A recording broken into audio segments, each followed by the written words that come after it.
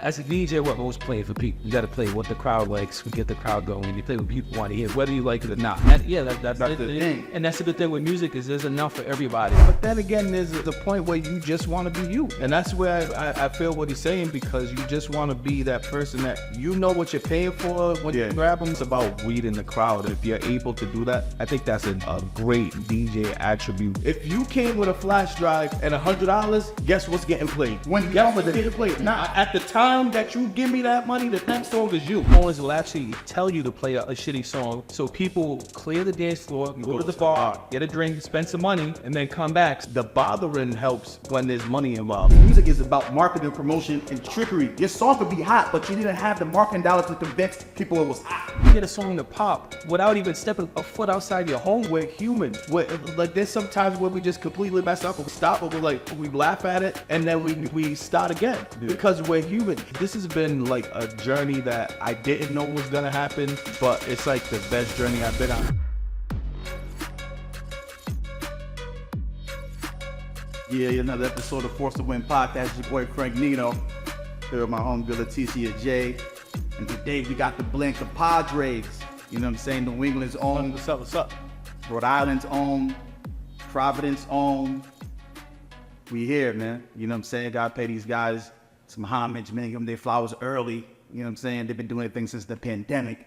Going crazy with them blends. You know what I'm saying? I'm a blend guy, so you know. It's like a niche kind of market. Either you know or you don't. You feel me? Are you a blend guy? This is a I like listening to blends. I listen to blends. I like listening to blends. You know what I'm saying? Sometimes we gotta explain what it is, but I like not listening to blends, man. Like, you know, I had the mixtape store. I do listen to blend, yes, I do. Okay, Jay, you're one of the DJs. But, you know, right? break down your definition of a blend, though, for you, because, you know, mine might be kind of off. I know what it means to me, but, you know. I'm gonna let the technical guy do it. That Fred the Great, the technical guy. Nah, I mean, the blend is just, you take an acapella, take an instrumental, and you just find the perfect, it's gotta fit, you know. I like it when the instrumental breaks down right as the song does, the acapella. If they break down in the same spot, it's a bonus. You know what I mean? But instrumental, acapella, different genres, mash them up, and see what happens. So you guys started your duo during the pandemic. Did you guys know each other before that? We did for a long. I don't even remember when I met her. Like Early 90s, mid 90s probably. Have you always been a DJ in Rhode Island as well? yes. Okay. Fred is actually my favorite technical DJ when it comes down to like being able to cut scratch. I actually admire what he did, and I used to carry his crates. I used to carry his crates in the days of Cosmo or Big Daddy's, the clubs that used to be out there. He was the main guy, and I used to carry his crates, so which I didn't mind doing. So take me back. What happened that you guys? I mean, I know it was during the pandemic, but what inspired? I think did we ever do like 410 before? So it came about where DJs were going live on social media because they were bored, B, they just wanted to entertain people, and you know, people they needed that entertainment. So I said, Ruck, and he went live a few times on his own. I did the same thing on my own. So I hit him up. I said, yo, do you want to come by the crib? What, Friday or whatever? Come by Friday night. Let's go live. There'll be 4 turntables and whatever happens. And that's just how it started. And people gravitated to it right away. And then we just kept going with it. Okay. April 11th. It was April 11th because that's our Blend anniversary. April 11, 2020. I think was it 2019 or 2020? 2020. Yeah, that's when the pandemic. 20, yeah. So no, 20, yeah. So, I'm gonna come back to you because I know so much about you, but I don't know too much about you. All right. So again, you're from Rhode Island? From Rhode Island. And how long you been DJing? I've been DJing since I was 16, and let's just say I'm in my late 40s. I'm so old, I don't even know how old I am. But I've been DJing in Rhode Island for a long time, so I've been heavy in the clubs for a while. Now that I'm a little older, I'm kind of winding things down, and it kind of leads me to the blend thing. Is like, as a DJ, we're always playing for people. You got to play what the crowd likes. We get the crowd going. You play what people want to hear, whether you like it or not. So a DJ's job is to play to your crowd. So with Blends, I look at it now that I'm a little older. I'm not as heavy. Like Rukiz is still heavy in the club, so he does all of this. Me, I'm kind of like, you know, winding it down a little. But with Blends, I could play for me. I could be selfish. I could play something I like, and I can make things that I like. So with Blends, I am being selfish. I'm just doing what I like. Doing you. If you happen to be on that same wavelength that I'm on or that we're on as a team, then so be it. You know what I mean? But yeah, so I've been DJ in Rhode Island for a long time, since I was like 16, and I've wanted to be a DJ forever since like elementary school. Yeah. So I've DJed clubs, parties, you name it. I've been on commercial radio for almost 12 years. I actually worked for a company that designs DJ equipment. I helped design some DJ equipment for Rain, Lubar, that are DJs. All of that real DJ equipment that DJs use. Yeah, He actually helped me. did for about 10 years, and shortly after the pandemic, they laid off a lot of people for obvious reasons. So I you know, that ended my term there. So you know, from DJing to design equipment to club radio, I've done quite a bit of that. It's a great. So I want to know what clubs did you DJ? So I was DJing, let's say, well, I mean, if you DJ in the club, I probably DJ, but some of the, I've DJed there a couple times. So some of the clubs that I've DJed. Where's that at? That's Providence? That wasn't yeah. So my thing with clubs is I've always played for the ladies. Okay. And a lot of my residencies at clubs, they've turned it to long-term things. So I'll take club night and I'll end up there for 4 or 5 years. Okay. So I've DJed at Cosmopolitan, Big Daddy's, Prov, The Strand, when we called Roxy. I was doing Thursday nights college there. I was on Hot 6 for a minute. Lit the Lounge. I mean, there's a lot of clubs, you know, like long residents. Yeah, you name the club I've been there, and I thrive on residencies, and being, despite doing all these big clubs that are cool, 1,000 people, I actually prefer the small intimate venues because you can dig a little deeper. Right. You know.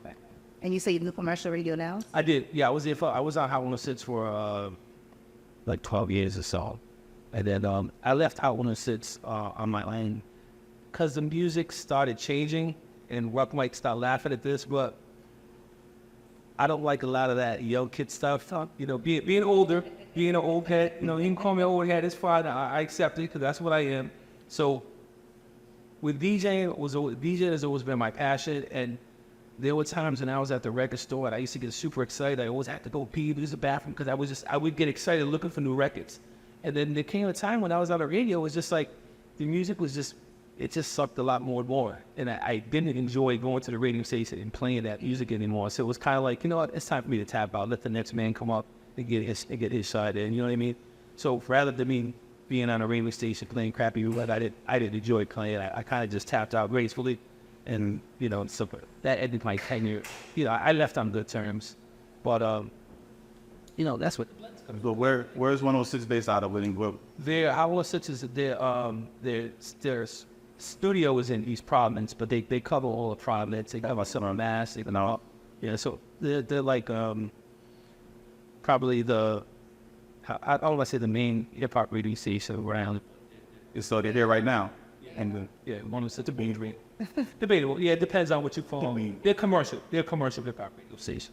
Okay, okay. I feel. But that's a whole other story. Oh, we're gonna get into that. So yeah, so long story short, I've been to answer your original question. I've been DJing for a while. And then, yeah, I like to call the the music, the young people that like to play what they play. I don't like to. I think now they put us young against old. You feel me? I don't want to disrespect the young guys and young crappy music and all that. That's what they do. That's what they like. So, you know, it's not. I think we got lots of months from them, and they got enough from us. Absolutely. I've been enough from us first. We did it before them. We was young before. Yeah. They was older before. You know what I'm saying? But I still think needs to be mutual respect as far as this is where. So if a young person watching this right now, right, and they heard you say, you know, I left the radio, all that young crappy stuff. I'm not into all that. You know what I'm saying? They gonna take. You know what? But they get to, and you know, I'll stand. That's how I feel. Like I don't hate it all. No. Yeah. That's how you feel. I had to DJ my son's 18th birthday party. Let me tell you something. A lot of those songs are just stuff he's downloading stuff off of YouTube, stuff I never heard before, stuff like Yeah. and it was just like It's the learning curve. but see he had fun and that was it. But I was like, you know what, this isn't for me. So I know when to tap out. But it's like when we was growing up, and our parents listened to what we was listening to back, right? So it was like, Yeah. we don't want to hear that. I make that comparison all the time. Like my mother didn't like Old Dirty Bastard. I hate. You know what I'm saying? So it's not like you're gonna like or love or be passionate about a lot of the young stuff that they're listening to, but that's their thing. You know what I'm saying? And that's the thing. And that's the good thing with music is there's enough for everybody. Like you don't have to. I don't have to relate or like what he's 20 now. I don't have to like it really and relate to what he listens to. Nah, I'm on a different point in my life. My musical taste of what I would Wise is you're a Blend Compadre and you're selfish. You know, you want to do what you want to do, Absolutely. and that's respectable. You feel me? Yeah. But you know, like I said, I think that's another thing we can learn from. You know, as if it depends what kind of where you at in your DJ path. Like if you're still trying to play for everybody, it's very vital. Oh, absolutely. It's very vital to get with the young guys and learn what the hell's going on. And that's why this man right here, and I cut you off, but this man right here, he stays up on top of all his music, all his genres, from the young kid stuff to current stuff to the older stuff to everything, Cape Verdean, Spanish, reggae, Afrobeats. He stays up on his stuff. So as far as a well-rounded DJ that stays current, if he can rock like any age group, is this man right here. So there's times where I need a rock. Also, it's fine. Not like I like to.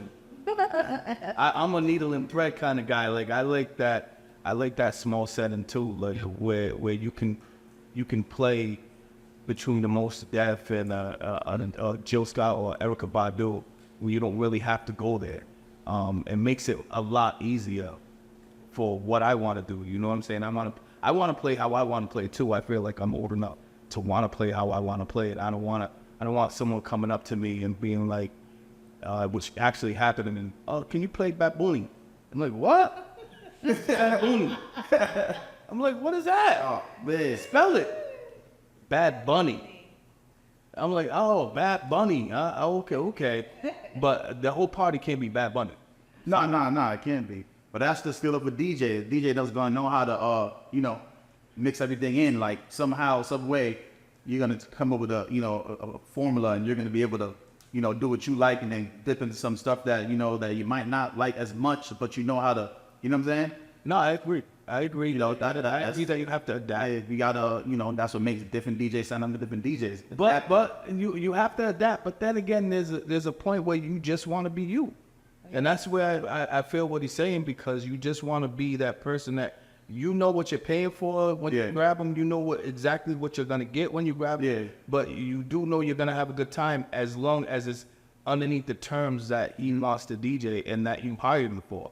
Mm-hmm. So I think that's what's good about.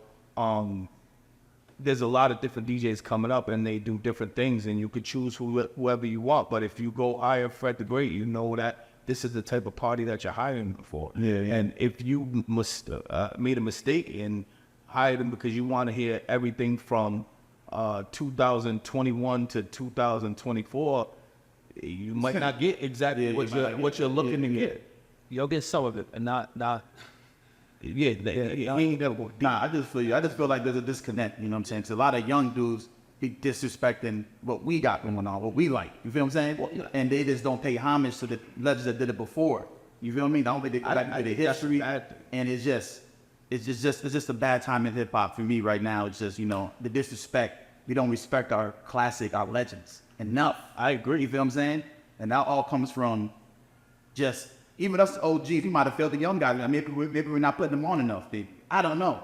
You know what I'm saying? I don't know where this connect came to where it's like, God damn, y'all just want everything, because y'all want to become old. Young motherfuckers, y'all going to become old. So y'all old niggas be on like all that shit, get them off the flyers and do all this. And, you know what I'm saying?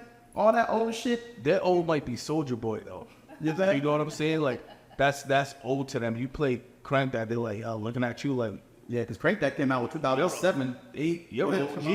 Yeah, and it's still like 24 now. I think when it comes down to like what you play and how you play, who you're playing for, it's about reading the crowd and who you got in the crowd. And if you're able to do that I think that's a great DJ attribute. If you can read a crowd, you know what you're gonna get yourself into, and you'll know how to maneuver, like you said. You'll know how to maneuver from there.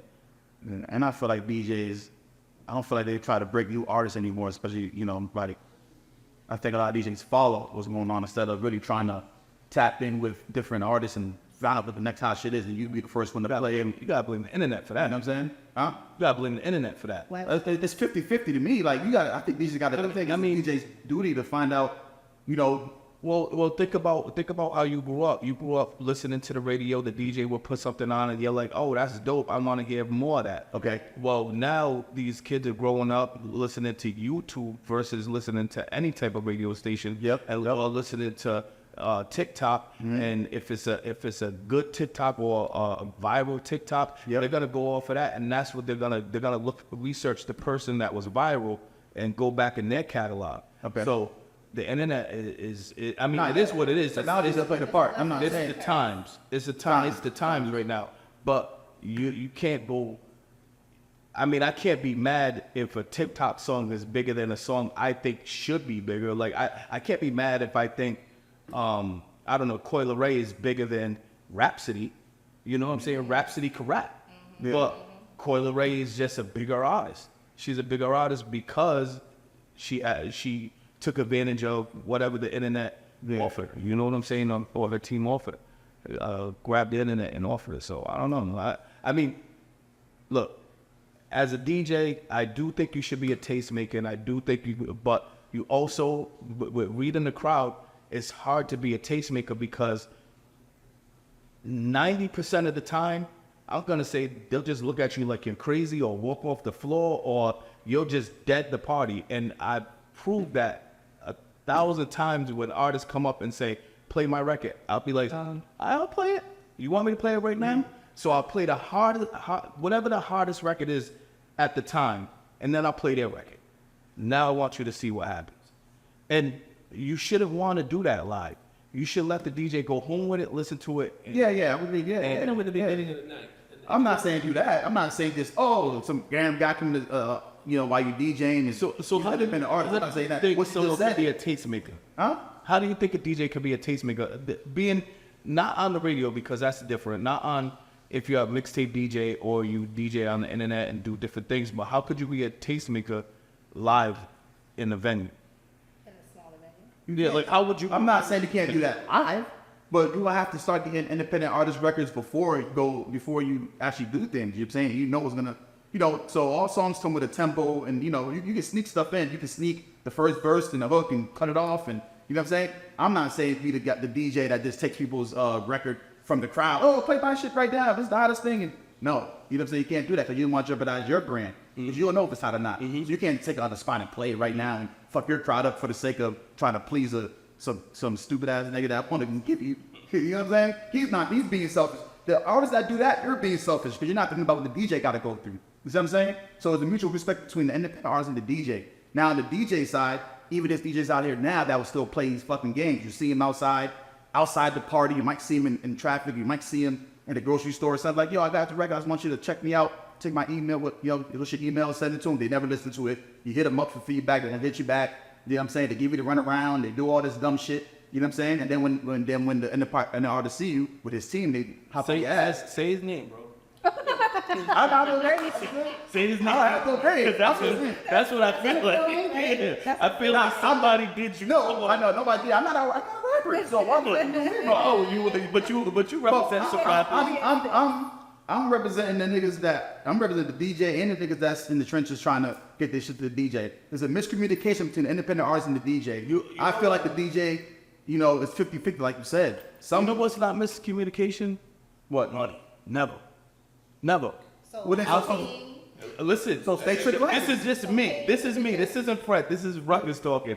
If you came with a flash drive and $100, guess what's getting played? Okay. When guess what's getting played? Now, and at the time that you give me that money, the next song is you. In the club. In the club. The next song is you. Now, what happens at that point, you might get your feelings hurt. Everybody might walk off the damn room, but that's on you. It's a good point. It's a good point because I don't agree. I don't agree. I don't think but you see do that. that goes with requests too. How many people? A lot of times people come up to us and want to hear songs. Like you may not be in that vibe right now. Yo, you gonna play that next? It's my girl's birthday. I'm not there yet. Oh, I'll play the next. Come on, play the next. Play the next. Here's $20 coming up next. Like so Rukiz has a point where like motivation. Money talk. Money talks, because I've done it personally with song requests where it's something I would never ever play, or it'll just mess up your whole vibe. But if somebody throws a $20 bill down, some people 15 wouldn't give me $100. Wasn't message request. They're playing something that's already like, been there you heard. go. Program for you to hear. Yeah, but it could be Or you're playing something that you just never heard. I could be doing artist. I could be doing a reggae night and somebody, yo, play Opera Dancing Queen. You're in the wrong spot, buddy. Here's $100. Coming up next. You may only play 30 seconds. You might only play 30 seconds of it, but guess what? I would have, there's been times where money was a motivator to play something. And sometimes when you think outside your box, you might like to tell you, all right, let me see how I can hit this then. Here's half the problem. Half the problem is that a lot of DJs, especially DJs that really do this, they don't feel appreciated. So a tip, it makes anybody feel appreciated. If you get a tip and you're a waitress, a bartender, even a bouncer, just, yo, you kept us safe, here's a tip. Like, oh, now I'm going to take my job a little bit seriously and really make you feel safe because you paid to make sure that I was safe. And sometimes that tip could be, could save a bad night. You know what I'm saying? Maybe there's not that many people in the spot and they give you a tip and it actually saves from the promoter saying to you, because maybe that's another conversation for another time, but the promoter saying to you, yo, we didn't really make it tonight. Or whatever they might do. As I came up, I knew that's some of the stuff that they did. I don't really go for that anymore. But when the promoter will say, I didn't really make it, but someone gave you $150 to play a couple of songs, there it is. I mean, those situations are far between. I understand, those certain situations, but for the most part, I think as a DJ, you're gonna have a series of things how you conduct and take people's music and play it. And I don't think you should take everybody tips for great service. Yeah, you can tip for great service, but I'm saying like any artist in the could come to you in the club and say, here's $20 and play, or $50 and play my song right now. You feel what I'm saying? Like, because eventually you're not gonna just take it from you know what I'm saying? Like, no. Don't take any artist. Let me tell you something. If a Benjamin is involved, him and Benjamin are getting played. So if Joe Skill just came in and was like, yo, I got this real quick, and he's trash. But because you see, I think this is where we're getting everything messed up. All I am is a messenger. The judge and jury is the crowd. The judge and jury is the crowd. I'm not the judge and juror. I might think you're hot, I might think you're not, but I'm just a messenger. I'm gonna bring it to the people that are really gonna judge you and really tell you whether or not you're dope. And who am I to not do that? But then what if the crowd be like, you know what, I'm not going to go to that night anymore because Rukiz always want to play some bullshit music. I mean, because it's getting paid. And you know what though? That might work in his favor because there's a term with bartenders and club owners where they call it turning over the dance floor.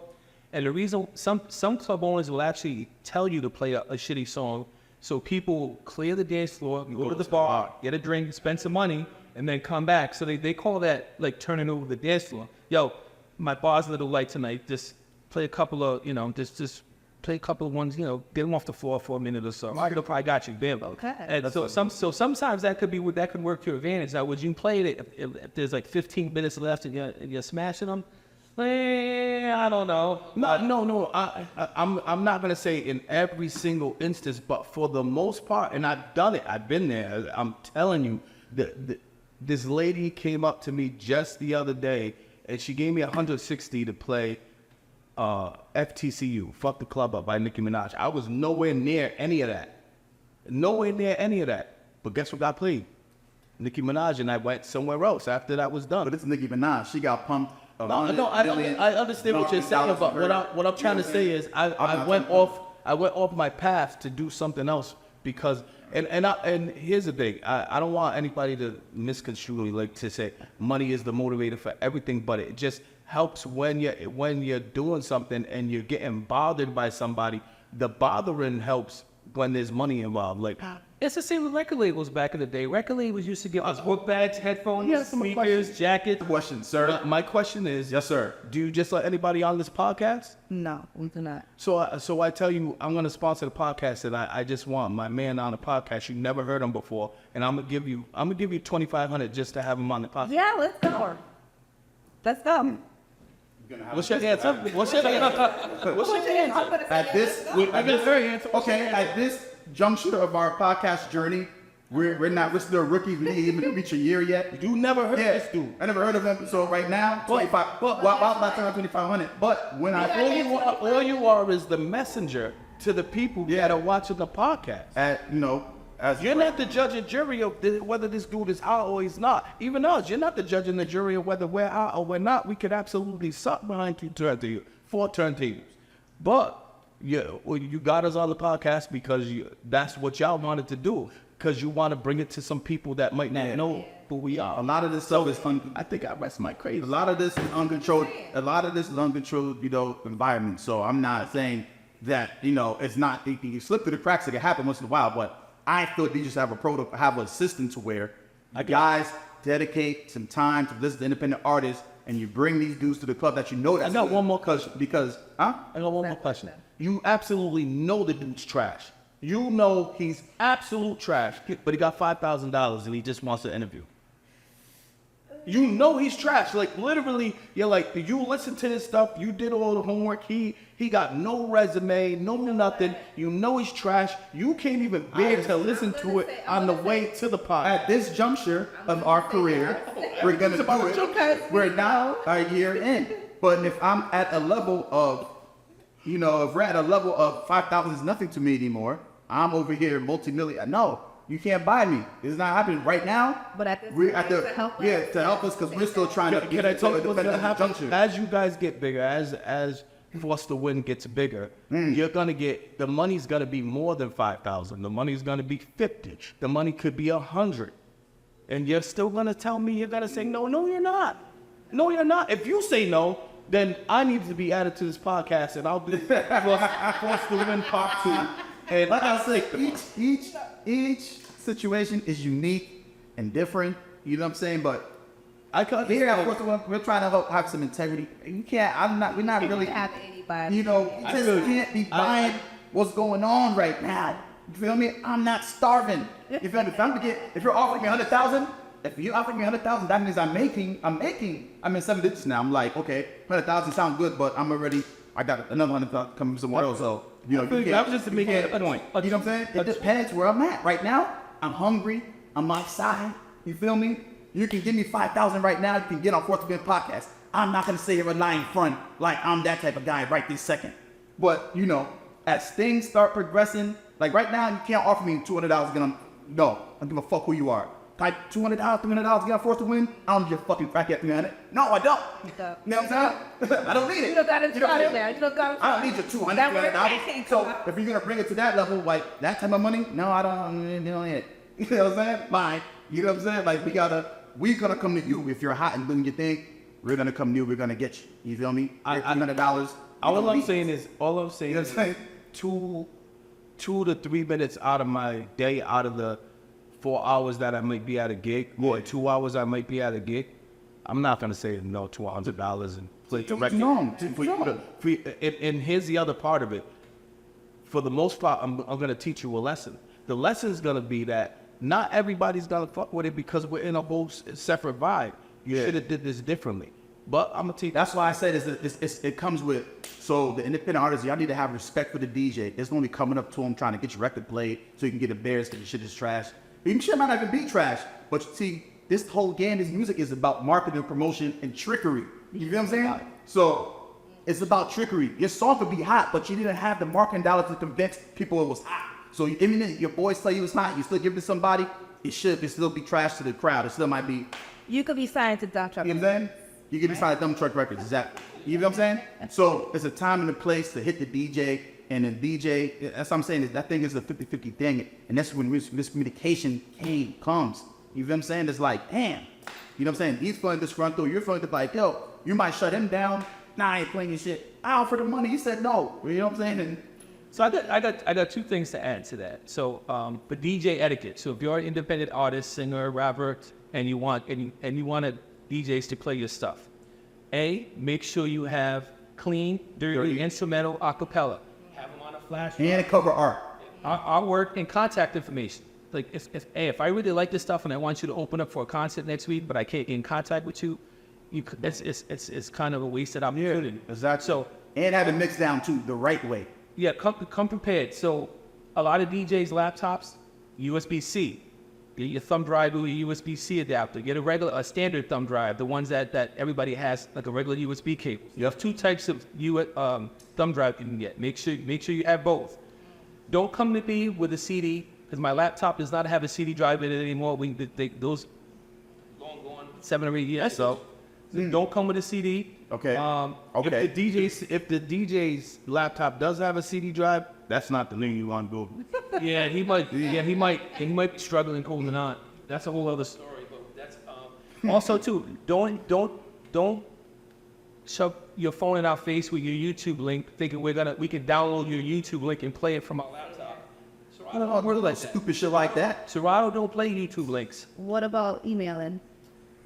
How do you Email in the middle. What if the club doesn't have Wi-Fi? Yeah. Now you could tell me your phone. You Airdrop. Now people airdropping the it. airdrop stuff, but the easiest I like thing, airdrop. The airdrop is dope.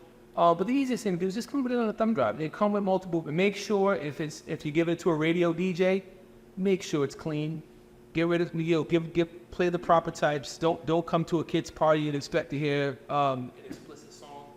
Well, You'd be surprised how many artists have clean versions. There are a lot. I wanna add to that. You crocking. You can't do any of that if you don't show up. You can't do any of that. You can't ask them for a flash drive. Exactly. You can't. You gotta show up. If you don't show up, then you don't know. You can't get your stuff passed down or played or anything. You gotta show up. And so I think a lot of artists right now, they're not showing up. They're showing up to these artist things, but they're not showing up to certain things to get to, like, if you see more than 3 DJs on there, you should have 3 flash drives and you should be ready to go. You should know their names. And I tell artists all the time when they come and say, "Oh, Rukiz, y'all play my stuff," I say to them, "Well, name 5 DJs' emails off the top of your head." And if you can't name 5 DJs' emails, that means that you haven't passed it to 5 DJs. But you could also go for Rukiz, you don't play my stuff. I never see you a day in my club gigs. Well, okay. You don't support me. I'm going to support you. It's a two-way street. Somebody got started. And another thing too is artists don't get like pissed off or don't if you don't get no love in your hometown, go out of state. Sometimes with us in being in Rhode Island and Providence, it's so small and there's a lot of competition. Everybody's crabs in the bucket pulling the next one down. We get so much love out of state. Sometimes even out of the country. It's crazy. That's what's been so. Where we don't really like. Where back in the day we used to be like, our Providence is number one. Our Rhode Island's number one. Your hometown meant something, and it does to a certain extent. But there's a bigger world out there. There's a lot more than just your hometown. My barber tells me this all the time.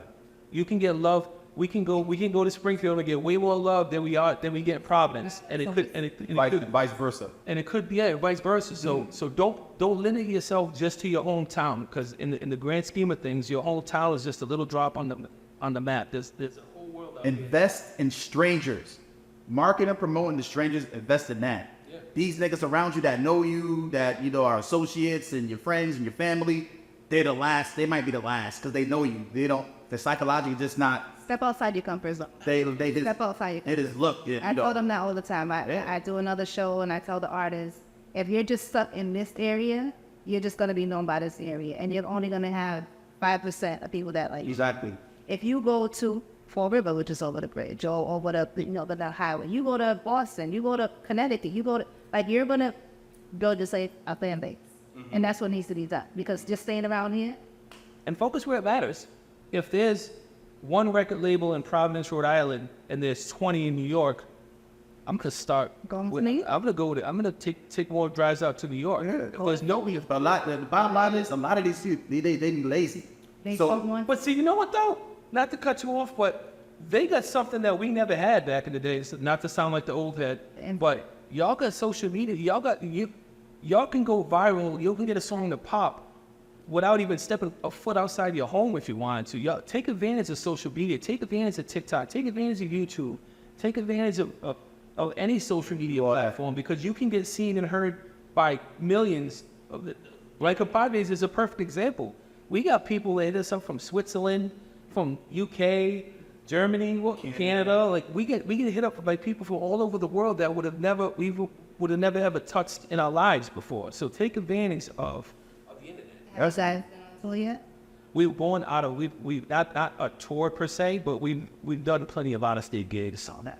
Through the Blend Compadres, from people catching us on YouTube. Yeah. That's where most of our gigs come from. People saying, "I watch y'all on YouTube. I want y'all to come rock my party. I watch y'all on YouTube. I want y'all to come rock our event." Days Cannabis, by the way, one of the owners watched us when he was in Texas, and asked his partner, who happened to live or be around Rhode Island, does he know us? And he happened to know me, and he's like, "Yeah, we want them to be at Days." So we end up doing, like, I think we got 3 episodes at Days. So it all comes sporadically. You just never know. And when people ask me about like what we do in the Blend Compadres, I just tell them, you can't give up. You just got to keep pushing. You got to keep pushing, even though at a point in time, I know he wanted to be done, and I know I wanted to just wrap this stuff up, but DJing, period. Because we just didn't feel what we do. I absolutely love blending, but I just felt like it was done and over with at one point in time, especially around like 2018, 19. I think I had thought I did everything that I could do, but I didn't realize that the internet is such a big world. You know what I'm saying? And then when we finally got on the internet, we realized that we were touching people and we had people that said, "Listen, Ma, when you were DJing, I had cancer. Well, I had cancer, and I was doing chemotherapy, and I would put your stuff on, and we'd listen to you all day." Like that type of stuff, those paragraphs that get typed, they don't have to type that stuff to you. You know what I'm saying? They don't have to say that, but that we obviously touch them in a certain way, and that means that we need to keep doing what we're doing, and we need to do it bigger. We need to reach as many more people as we can, and we just need to keep pushing harder and grinding harder and marketing bigger so we can reach a bigger audience. Yeah, let's talk about the marketing. So, it's just not easy as just going live on YouTube and making blends. You feel what I'm saying? Like, obviously y'all probably have like a YouTube campaign, something that, No. you just, All shared. it was all organic. This is the most organic thing I personally ever done. I don't know about you. I'm not good at marketing. I admit that. I've admitted that throughout my whole career. Like, this man no one hustles harder than him. No one markets harder than Rukiz. So this man is a marketing, like, just a guru in marketing. And with Blend Compadres, we just kind of both had the hands-off approach. Very little marketing, if any. We made like today our merch is available. Well, you started a YouTube page with 0 subscribers, Yep. and started doing Blend Compadres in 2020. Yep. And what happened with YouTube is we only went over to YouTube because Facebook kept muting our audio and deleting our videos. So we started out on Facebook Live, and then Facebook we get all these copyright strikes, all these blocks. Your videos been blocked, can't be viewed or whatever. So then we would just, we're gonna try YouTube. Some videos are blocked in Saudi Arabia. I want some Saudi Arabian audience. They always get blocked in Russia for whatever reason. Your videos always get blocked in Russia. They don't want to hear nothing. How many followers do you have now? What do you views at now? What's the highest amount of views? The highest is our reggae with 1 million something. Yeah, we're at maybe 1.2 for the reggae, 1.2 million for the reggae one. That's our highest video. I don't know how, I don't know why, but people just love that video. We thought the reggaeton was going to be the highest too, because we're like, oh, the Spanish cats are right. I think the reggaeton. So reggaeton blends you're doing? Yeah. We do different genres. As far as subscribers go, we got I think we're at like 51,000. Oh wow! And it started from 0. But we try to do different genres and different themes just to make it more interesting. So we did a country western one, we did a yacht rock one, we did a gospel. The gospel one, woof! The gospel was crazy. The gospel blend. Yeah, and sometimes the thing with the Blend Compadres is, DJs are quick to criticize other DJs. The thing that makes Rukiz and myself so unique is we don't rehearse, we don't practice. We show up. What are we gonna start with? All right, cool, let's go. And then we go live, and whatever happens, happens. So if we make a mistake, all right, cool. That mistake's recorded forever. It's recorded forever, but at the same time, there's been some moments in some of our videos where we just, like one does the instrumentals, usually it's myself, Rukiz will do the acapellas. What we try to do is we try to switch things up and keep everything on time. So if I drop a new beat, he'll come in with a different song, you know what I mean? So we just try to make a live mixtape. And there's been some moments where like the gospel was one where Rukiz dropped this Kirk Franklin joint called Love Theory, and I was playing, I think, the David Banner beat. And it was just like one of the best blends I've ever heard. And it was just spontaneous on the fly. And there's moments like that as well. So there are mistakes, yes, because it's live or rehearsed. We try not to do this to make any mistakes, but they happen, you know. But there's also some moments of magic in there that happen. On every video, there's at least 3 or 4 that we just look at each other and we're like, yo. And we're our harshest critics too. Like, to be honest with you, after we're done with everything, we go back, like, I'll leave his house. What's my saying? After everyone. Oh, I'm gonna go back and watch it. I'm gonna go back and no, before that, remember I was gonna delete them all. I was like, nah. Oh yeah, he always wants to delete it and not, and then he ends up listening to it. He'll call me the next day and be like, yo, that was good. Like, but I always say, who cares? We're human. I think that's what grabs the consumer too. Like, I think that's what made it so organic. We're human. Like, there's sometimes where we just completely mess up and we stop and we laugh at it and then we start again because we're human. And I think that's, in my head, that's part of what makes what we're doing so unique and different, because we're not gonna act like we're in the studio and we're gonna record something 30,000 times till we get it right. We're going to do it right there in front of you and show you that people mess up. And we got a community too. We got a little compadre community so we go live every Monday night, Mixtape Mondays on YouTube. And we start to see the same people in the live chats every week. And they're like a community, talk to each other. Absolutely. Yeah. And I think to me, that was the dopest part. I told Ruck that the other day. I think that's so dope that. And it made us become more consistent, because we're doing every Monday. We're doing, I'm late all the time, but 7:30, 8 o'clock around ish. And so we'll end up doing that, and they'll log in and want to be the first one to log in. Yeah. Then they'll want to be the first one to say where they're from, and then they'll want to know if Fred's drinking a Coca-Cola. Like, they really interact and engage, and I think that's the biggest part of it. Like, that's what makes us come back the next Monday, because we see what they're doing. So I tell them all the time, we appreciate their support. We love their support. And then we got a lot of people right now who buy Blend Compadres merch. They don't have to do that. They don't have to walk around with our logo on it, but they do. And the craziest thing is, we'll be in the airport and people will notice the logo and they'll be like, yo, I'm literally watching y'all right now. Oh, yeah. I got a t-shirt. I'll definitely get you one. Okay, because I definitely do that. Sweatshirt, t-shirt, we'll definitely rock them. Need one of those.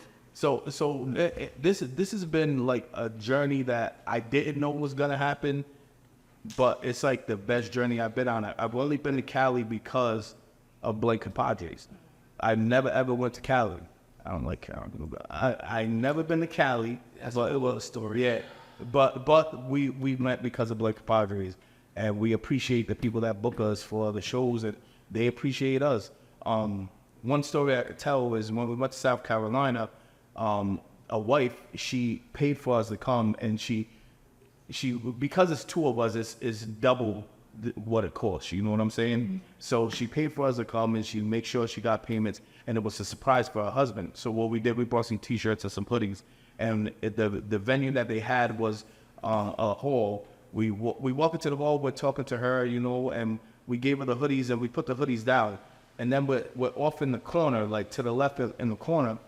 And he walks in and he's like going crazy. Oh my God, babe, you got me Blend Compadres hoodies?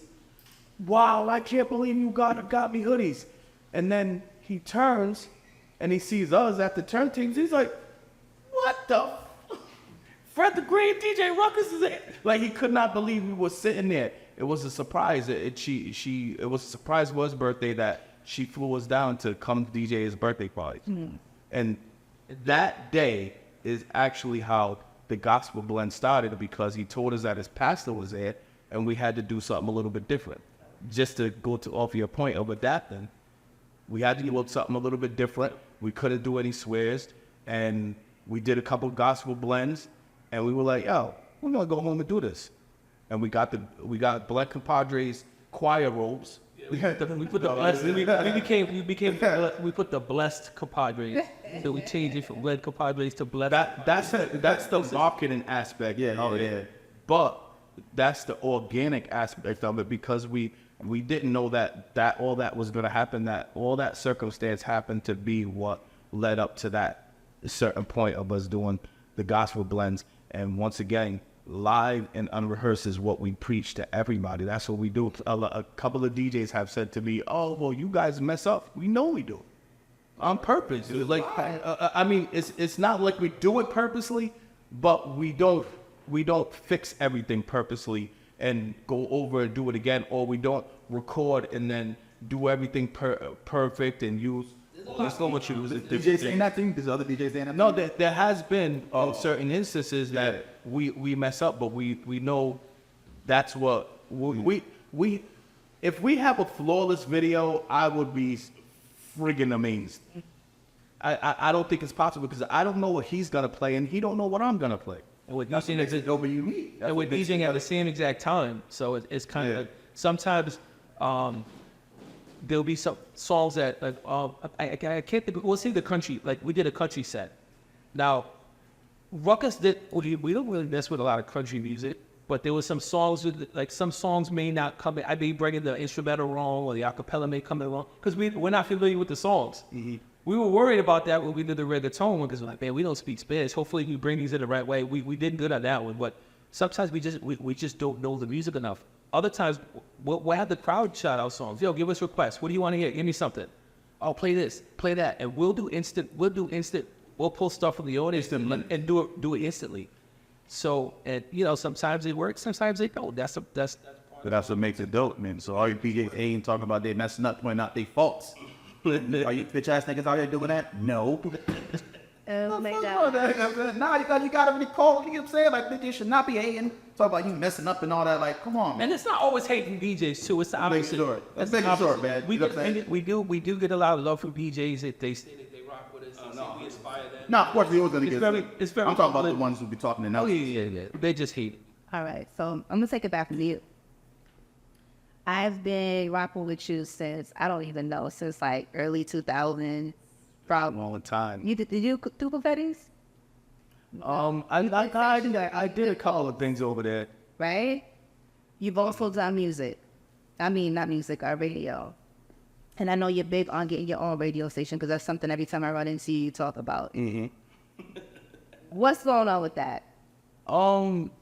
It's still something that I'm working on. Like I feel like that's gonna change New England in a whole. I feel like that's gonna change the aspect of nightlife in Rhode Island. If we end up having a radio station, we need to be in the same plane as if you had Hot 97 in New York or Power 105 in New York. We don't have that. So how can we even compete or compare if we don't have those outlets that they have? And I feel like we need to have that here, and it needs to be black owned, it needs to be black ran, and it needs to focus on urban, as much urban music as we can. Everything from gospel to soul to jazz to Creole to every genre that possibly, from Afrobeat, it needs to happen, and we need to have those cultures represented well, because that's what we have here in New England. We have a melting pot of different people. You know what I'm saying? I'm Cape Verdean. Are you ready? Oh, I know that. And you're Haitian. Haitian. On the first, from Ghana. Guyanese. Not Guyanese, it's Ghanaian. See, corrected me. I didn't know that. But have we been on radio and you said that? I would know. Yeah. But when? White and Dominican, okay. Yeah, my wife. So having that melting pot, but we're not representing all those cultures, just doesn't make sense to me. And that's just one little piece. We could go on the piece of an artist who gives up diaper money to go and record a record that he thinks is the dopest or she thinks is the dopest in the world, their last dollars, and then they give it to the hood and that's it. Then. But what about everybody else? Like, how about capturing all the other hoods? How about capturing the whole city? How about capturing the whole state? How about capturing 3 different states? Like, we're missing that part. And me personally, I feel like the radio station is just 106 definitely ain't doing it.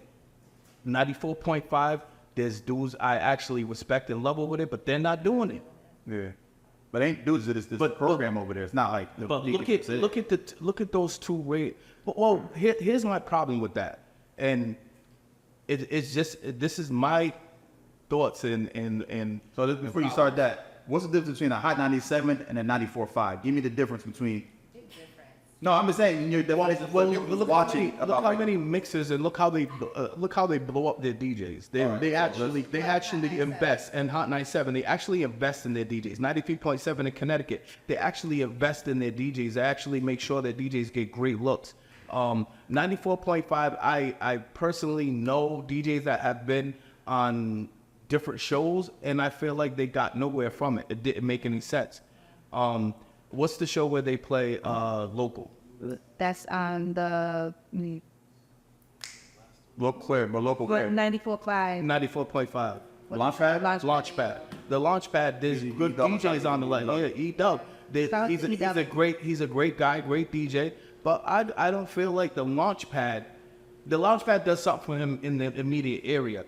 But it doesn't, it really hasn't done nothing for this community. What artist do you know has blown up off the Launchpad? Like blown up, like blown up, like actually got a deal, has done, and now does arenas, shows, all that type of stuff. But they started from the Launchpad. It started from then. You tell me who. Well, like I said, I don't get that over there like that, so I can't even tell you because I don't. But it's not artist that's been played on. Yeah. No. Artist that's blown up. But it needs to be one of those situations where the artist takes off from that situation, and I just don't feel like they're doing the community, the nightlife, anything of service. We need to change that, and it needs to be done ASAP because we're losing time. We're losing. So what do you call people 94.5? So that's not a urban station. What's the term? Churban? No. What is it supposed to be? What do you call it? Churban, commercial urban. Okay. All right. So what is it supposed to be though? Like what is it? I'm not saying it's supposed to be anything. Like it's owned by entities that don't give a fuck about the community in the first place. So to me, I don't think it's supposed to. It's doing what it's supposed to. Hot 97 New York, nothing. Like urban station. You would consider that's the definition. That's I'm not. So when I use that term, I'm saying like that play hip hop R&B, but not only play whatever's new like a Ice Spice, but also will go back and have a mixer that will go back and play a Gap Band set or Rick James or going to a 90s Total Escape set. You know what I'm saying? There's mixers on those stations that do that specific thing. Or if we're talking about culture, their reggae DJs are some of the best DJs. Jabba's is one of the best reggae DJs in the world. So some of them, Camelo. Like we could go on and on with DJs that we actually bring from New York to come down here. Why?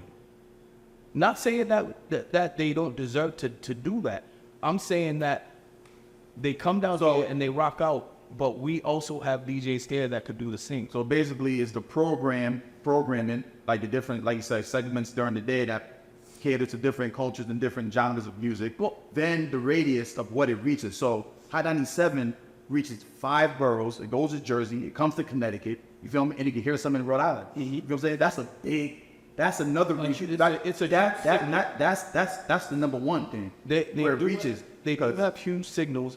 But here's my main point, and I kind of don't want to get off on all these artists that come to those stations. I want to talk about community. Like literally, we have people in the community. Why isn't a kid that doesn't play football or basketball, because I feel like that's all they focus on, a kid that got straight A's, a kid that got honor roll, a kid that got that got scholarships everywhere. Why aren't we bigging that kid up? Why aren't we looking for lawyers, doctors, politicians, police, judges? Why are we bigging those kids up? Why are we on the radio talking about those kids, letting those kids have an interview?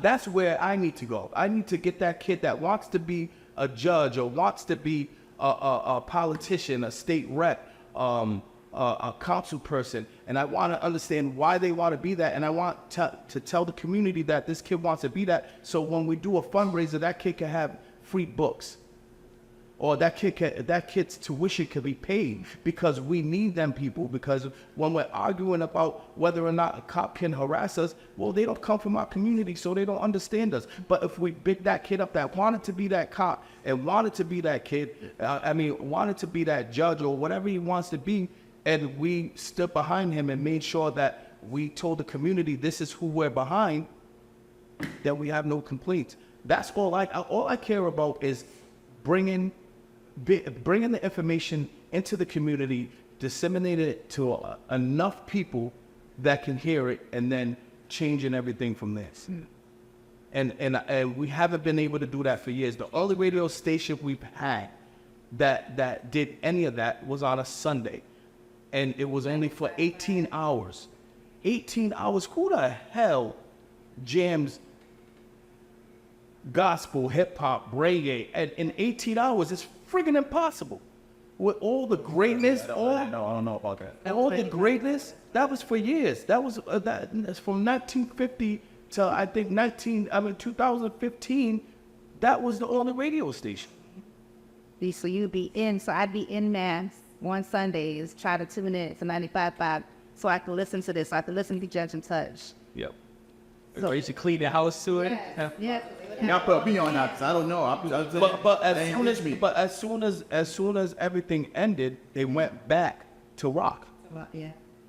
For the other 6 days a week, they went back to rock. So they gave us 1 day a week. And what radius they reach far too? They had one of the biggest signals besides was between them and Emerson, and then 94.5. I think they had the biggest signal. Well, 92 Pro FM. They had the biggest signals, but they sold that radio station unbeknownst to the community. One day they just decided they were going to sell it, and they didn't confer with anybody in the community. They didn't say anything to anybody. They just did it. Did you work for that? I worked at 95.5 in 2008, 2009. And when I found out how much bullshit it was, I went and got my own building and made musicfiend.com, a radio station where you can bring anybody in, and anybody can have their own show. Yep. And granted, it was $100 a month, but you can have 20 people split in $100 a month and talk about whatever you wanted, because who the hell are we not to give somebody a shot? I gave anybody a shot. Anybody who wanted to talk about anything for 2 hours, you got the opportunity to do so. So it was podcasted. It was actually Facebook Live before Facebook Live was Facebook Live. Where was your studio located? Right downtown Providence, 187 Maxfield Street, right downtown Providence, next to the PPAC.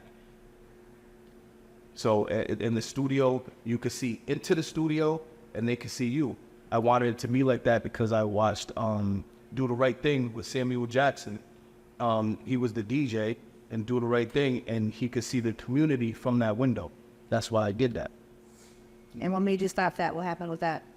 Podcasting and streaming got easier, so people were like, why do I need to come here and do 2 hours? And once again, our small-minded mentality, I think kicked in, and people were just like, I'll stream myself and do this myself. So instead of working together to make this happen, they decided to separate each crew that I had there. And I had over 22 shows, 22 different sets of people that came in there.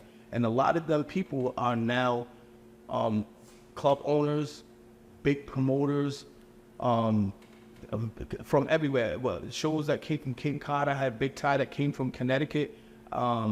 I had people that came from Columbus Point. Is that Columbia Point? Columbia Point in Boston. So I had all different people there. But I think that, like I said, I think that they figured out in their head that they thought they could do it themselves and stream themselves, and they decided to go off on their own thing, which I wasn't there to hold anybody back from what they wanted to be. We had Paulie D. The Paulie D show was at Music Fiend before he went to the Jersey Shore. So we had Paulie D there. We had a lot of different people, and because we were an open window situation, people would walk by and just walk in. Mr. Vegas, Serrani. I had Big Daddy Kane and Biz Marquis there. I had Chaz Palmerian from the Bronx Tale. Now You Can't Leave. That dude, he just walked from P-Pack and seen what was going on. We had an interview right there. So that's to see that started you on this other path now to really get the... I always wanted to own my own radio station. Always. I was... This guy knows. I literally always said, I want to own my own radio station. I just don't... You know what it was? My mom every summer would go to Jersey and get our school clothes from Jersey. So when we were in there, I used to be on the train, and whatever, maybe it was WBLS back then, I was listening to that radio station, and I'm like, why don't we sound like this? Why ain't Dougie Fresh played or Audio 2? And I'm talking like the dude had the boombox on the classic almost like scene where the dude had the boombox on the train and everybody's going crazy. The Audio 2 milk is chilling. And you're like, oh, this don't happen where I'm from. And I was like, I need it to happen. I need that. I need it to happen. And that's the only thing that will change. It will help businesses find their demographic. It will help businesses last longer. There's not a black business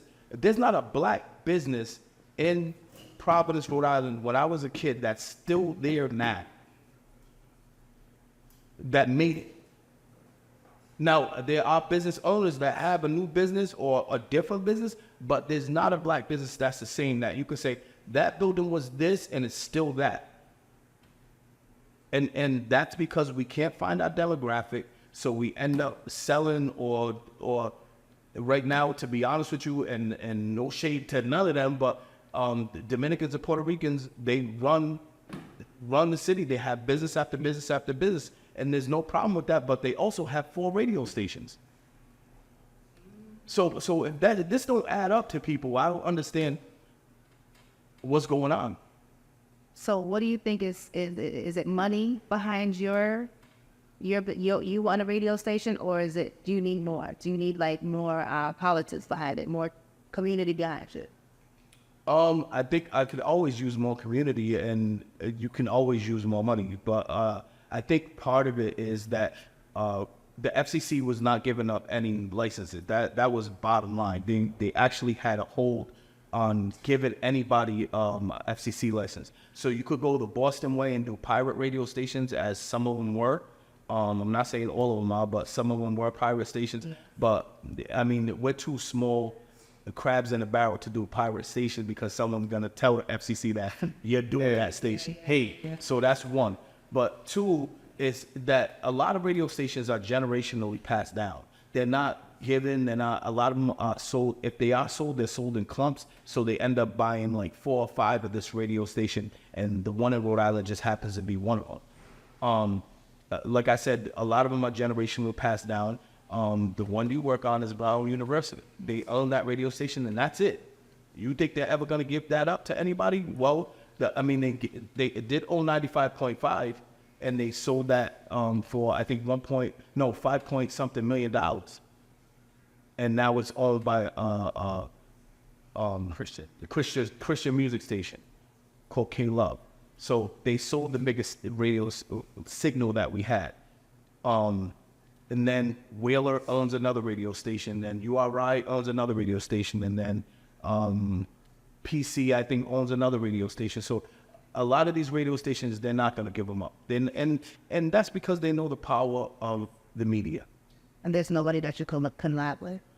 So the thing I got going right now, I'm working on, trying to flip a radio station from what it was to what I'm looking to do.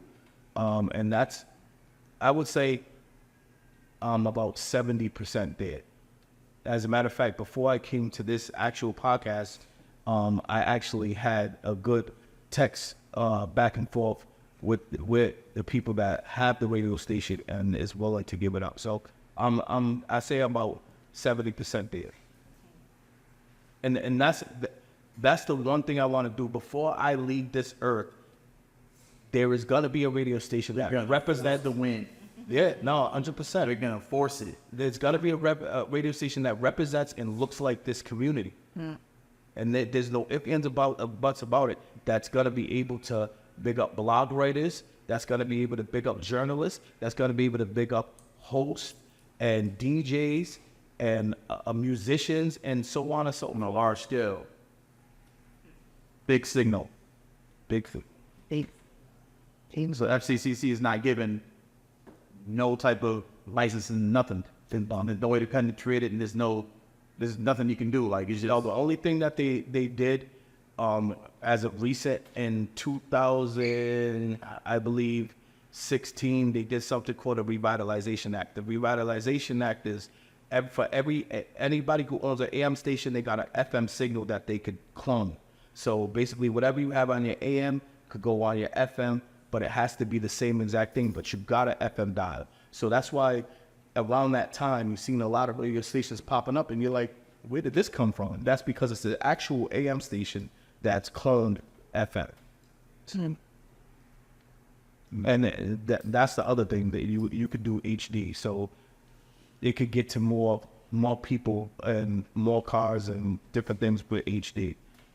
So that's another thing. That's an additive onto the radio station you already have. You can add an HD signal. If you notice, 94.5 has 94.5, but if you go 95.5 HD2, they have the black effect. I mean, the black news network, which is all black news all day on that particular HD2. This radio shit, this shit gets deep. It does. And I mean, I feel it's a history lesson that no one wants to go down and talk about how things ended up the way they did, and the people that have the power to change it don't really want to.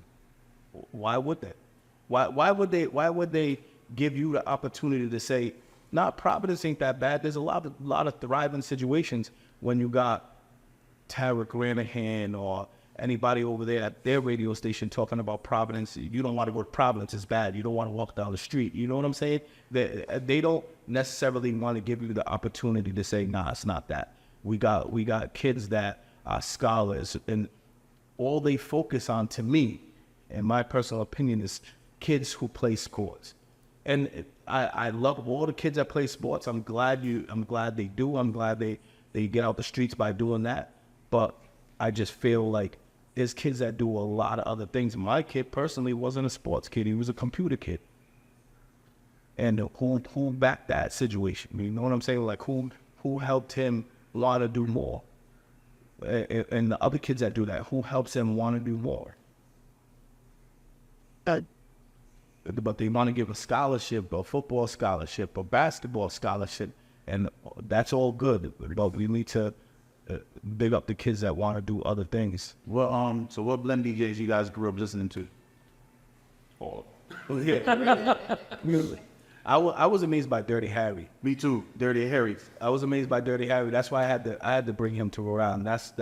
That was my number one, like, Blend CDs I love listening to. I would Dirty Harry was different. I would try to disassemble them CDs later. Dirty Harry was different. No, I don't know. But DJ Juice. Juice was a favorite, but Dirty Harry, Juice was a favorite too. Mr. J. Del Rello, Silver Surfer. The first tape I ever personally was Ron G. Yeah, Ron G. or Ron G. Yeah. Shout out to him. He was nice with it. I mean, in the time of Ty Boogies, Ty Boogie. Of course, we had him here last week. Danny D. You was that? Ty Boogie was where? No, Danny D. Oh, Danny D. I was gonna say Ty Boogie was not in town, and I did not know. That's coming. So my goal right now is to bring up all the DJs that I actually listen to and love, and accomplishing that. There's a couple more left that I want to bring up, but I had Mr. C before he passed away. R.I.P. Mr. C. I had Mr. C here. I had Select the Bomb Bomb. I had Juice here. I mean, the party rocking DJs that I love. I had Fred the Great at the spot. I got doo-wop coming up this for Father's Day. We got doo-wop coming up to Jet Set. So yeah, so I have that's just my personal. Before anything happens, I want to show them some love here in Rhode Island, where we've been at not point in time listen to their CDs and mixtapes, or they might have came in. I had Funkmaster Flex at Jet Set. That was a good time. A lot of artists came up probably because they wanted to try to get their love in, but I think that they should come. Yeah, no, he actually did.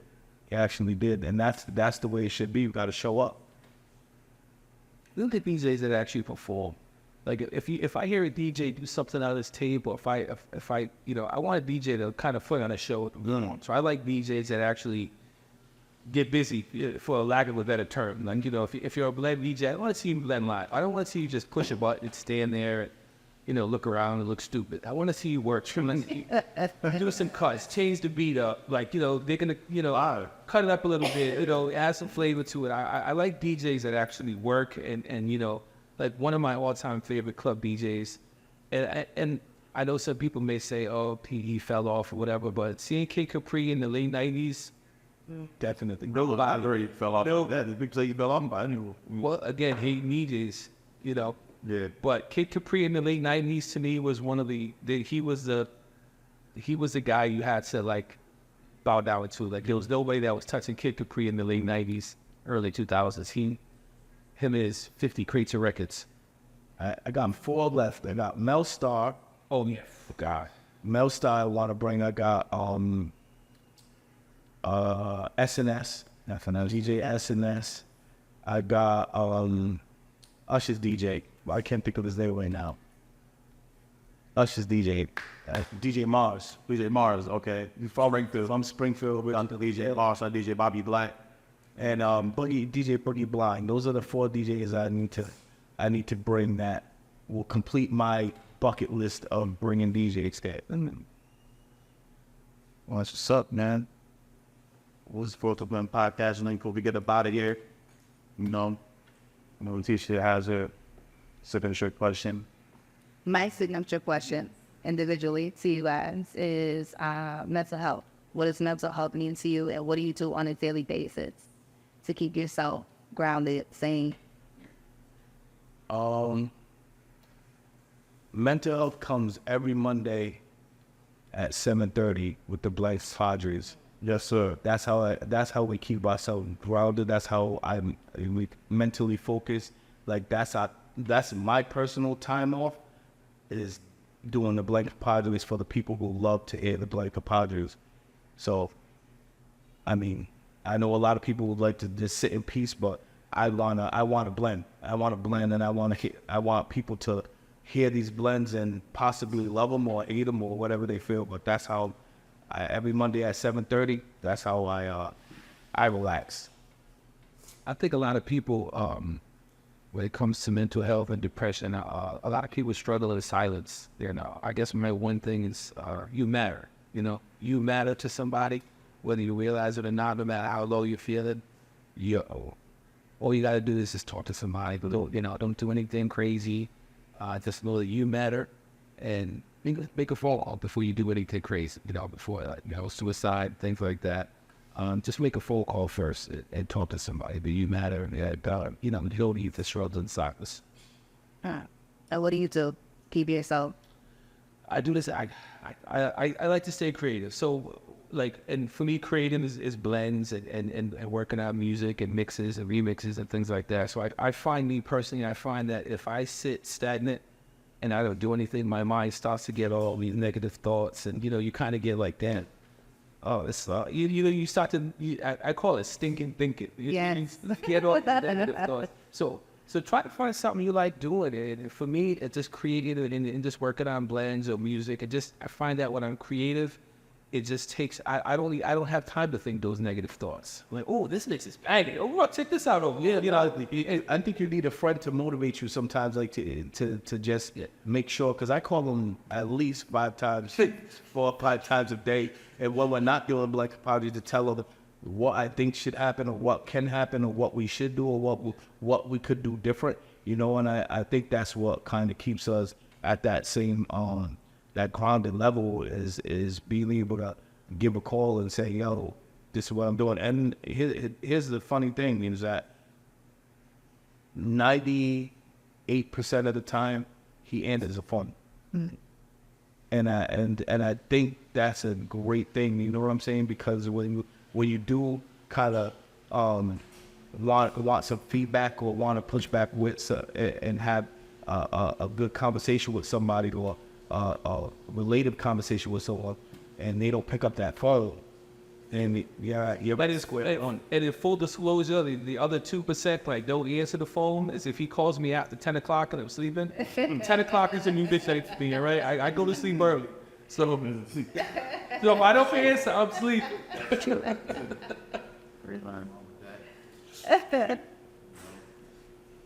And my last question is, man, give me a force to win story, man. You had to just get in your bag and just overcome an obstacle that was in your way. You had to really force him in. I told a piece of it, but 95.5, they brought us into the office and told us, and we had the #1 show on there at the time, like, it was called Talk of the Town, and they brought me into the office and said, listen, everybody that you came with, your show, and everybody, if you're not students of Brown University, this is your last show, this is your last day. So I went out, I left 95.5, went downtown and looked for an open space that said for lease or for rent. And the following week, I had meetings with everybody that I thought was a promoter, a team, a rapper, a singer, or anything, and said, yo, if you want a show, I showed them the layout, I showed them how I wanted it done. I still got the drawings to this day. And I showed them what I was gonna do. I sat down with all of them in different boys clubs or different recs, and I had about 4 or 5 meetings with about 15 to 20 people, and a week later, that's where musicfeed.com at. So now that forced to win. Started musicfeed.com. One door closed and you opened up another. You forced one open. Yes. All right. Back. I mean, I got so many that I could pull from, but I would say the one thing with me, my biggest obstacle that I overcame was getting my mother before my mother passed. So I'll try to make this story as short as possible, but my mother didn't think so. Ever since elementary school, I wanted to be a DJ. I mean, for Christmas, I wanted 2 turntables in a mixer. I would cut out the advertisements from the paper. The mom, you can get this one for this one for that. My mother couldn't afford it. You know, I usually couldn't afford it. So when I got my first job when I was 16, first thing I bought was contact lenses. Then the following paycheck, and every paycheck after that, I bought my cheap DJ mixers, cheap turntables, and I spent my money on records every week. And my mother used to hate it. So my mother never thought that I could make a living with DJing. And she just wanted me to get a job and work. You know, she just, I want you to just get a job and work. You know, and DJing could be your hobby. But I was kind of looking at it like, no, this is gonna be my job. So I ended up getting a gig where I flew to China. I DJed for 6 months in China. When I came back from China, I had a DJ battle at the it was the First Night Providence. It was on the New Year's Eve thing. It was at the Civic Center in the basement. So I left. Hi, Mom, I'm going to do this battle. So that was one of the first battles I won. So when my mom woke up that next morning, I put the check on her. And it was like $300. But this one's, you know, so I put the check on her bureau, and so when she woke up, said, how'd the battle go? Did you win? And she wasn't expecting me to say yes. I go, well, there's a check on the bureau for you, so that's yours. She's like, you won? So, and then by the time my mom had passed, a few years after that, like I was kind of established myself. Like my name was on the radio, all the clubs with, you know, the advertisements, stuff like that. And then she actually left me a little voice cassette thing before she asked. She said that she was proud of me and that I proved her wrong and she's happy. So for me, my thing was just proving to my mother that I could do what I wanted to do. And one thing I did that I regret is before my mom passed away, I actually signed up for a course to become a medical assistant. I really did it to kind of appease my mother, like, I'm gonna go to school, Mom, just as a backup plan. And when I graduated from that program, I couldn't get a job because I didn't speak fluent Spanish. I mean, I applied to 3 different places and they said, if you spoke Spanish, we'll hire you right now. And I was like, and I kind of only did it to help my mother. So I regretted doing that because that was something like, I went to school, I paid for that student loan and I did nothing with it because my heart wasn't into it. So that was my only regret. But to convert my mother over before she asked, to make her like, hey, I see where your heart is and I'm glad you stuck with it. That was my biggest accomplishment. I would say is making my mother a believer. That's a definitely good one. Some stories. When heard it, man, Last. word. Well, I'm glad we got to sit with both of you last night. Thank y'all.